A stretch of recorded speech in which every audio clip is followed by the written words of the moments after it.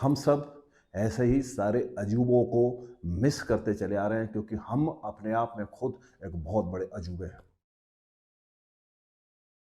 अभी कुछ वक्त पहले मैं अपने शिष्यों के साथ दुनिया के 7वें आश्चर्य, दुनिया के 7वें अजूबे ताजमहल को देखने गया।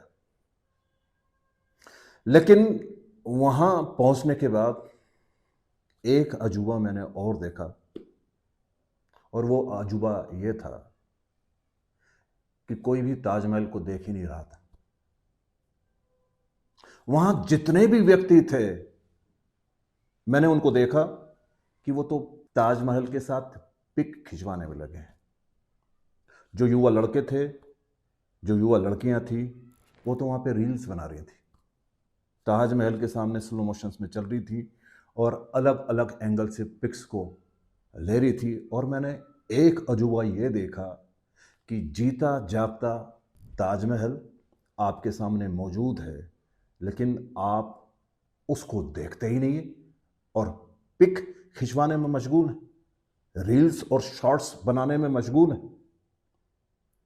ताजमहल आप देखते भी नहीं हैं, इसके पहले उसका पिक लेके अपने परिजनों को, और इसके पहले कि आप ताजमहल देख सके, स्टेटस और स्टोरीज पे लगा देते हैं।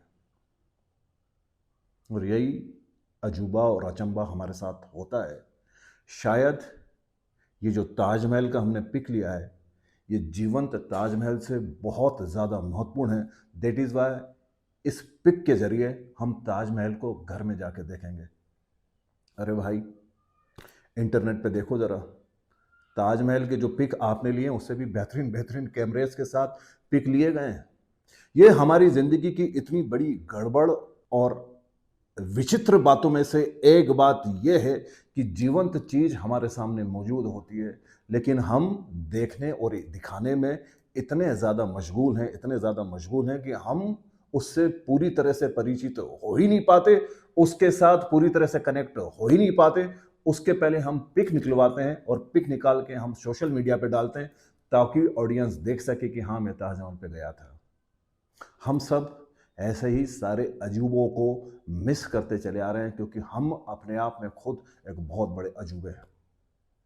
मैं तो कभी कभी उन लोगों को जब देखता हूं जो कि यूट्यूब पे रेगुलर रील्स और शॉर्ट्स अपलोड करते हैं, या इंस्टाग्राम या व्हाट्सएप स्टेटस पे पिक डालते हैं, तो मैं कभी कभी उनके नज़रिए को देखता हूं कि वे जब भी किसी खूबसूरत चीज़ पे जाते हैं तो खूबसूरत चीज़ पे जाते ही वो एक ही चीज़ नोट करते हैं कि यहाँ पे इसका किस तरह से उपयोग कर लिया जाए, किस तरह से रील और शॉर्ट्स में इसको कन्वर्ट कर दिया जाए।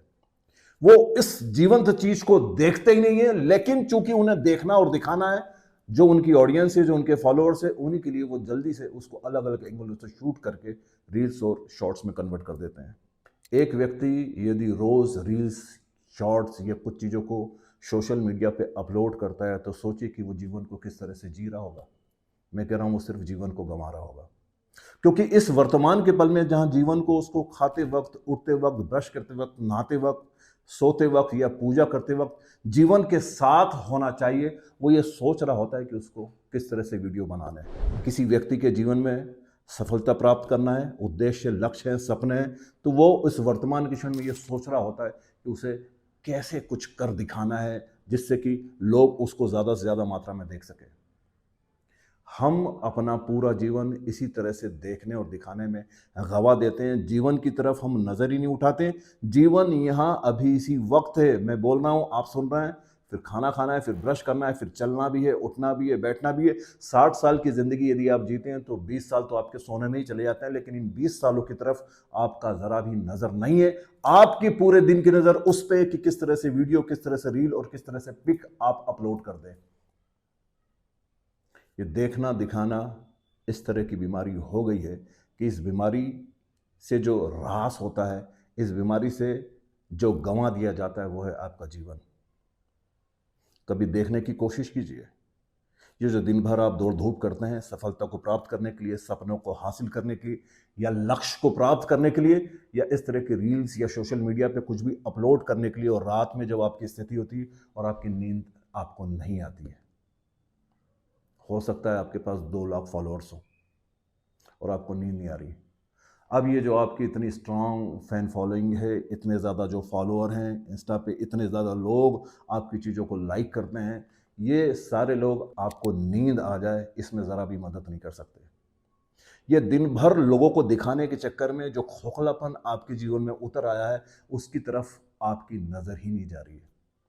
और अंत में जब आप इस दुनिया से विदा होंगे तो निश्चित रूप से आपको ये नज़र आएगा कि मैंने लोगों को लुभाने के लिए, लोगों को एंटरटेन करने के लिए क्या क्या हथकंडे अपनाए, किस किस तरह से मैं गुजरा और कैसे मैंने पूरा जीवन इसी तरह से सोचते हुए बताया कि वो लोग जिनको मैं जानता भी नहीं हूँ उन्हीं को मैं एंटरटेन करते रहूँ। लेकिन अब मैं जब इस दुनिया से विदा हो रहा हूँ तो मैं पाता हूँ कि जीवन तो मैंने जिया ही नहीं।